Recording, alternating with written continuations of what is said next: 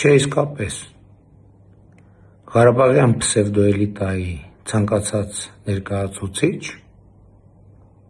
որ խոսում է իբր 5000 զոհի մասին, ներառյալ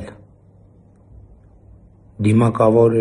փսլնքոտները, պետք է նախ հիմնավորեն իրենք ինչու են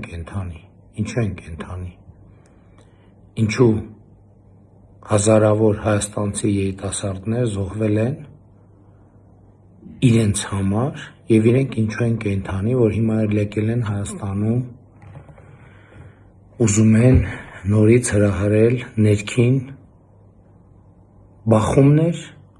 և Հայաստանը ներքաշել արտաքին բախումների մեջ։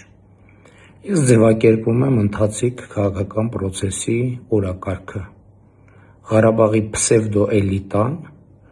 որը պատանդի կարգավիճակում է պահել և Ղարաբաղի, և Հայաստանի ժողովրդին, այս քաղաքական պրոցեսի արդյունքում պետքա ծնկի բերվի։ Խոսքը պատերազմի եռագլուխ կուսակցության մասին է, ուժեղ Հայաստան հորդորժվող, Բարգավաճ Հայաստան հորդորժվող և Հայաստան դաշինք հորդորժվող ուժերի։ Դրանք նաև Հայաստան անունն են գողացել և Հայաստան անունը պետք է վերցվի դրանցից որպես ապօրինի ձեռք բերված գույք։ Սա է առաջիկա քաղաքական օրակարգը և մենք այդ օրակարգը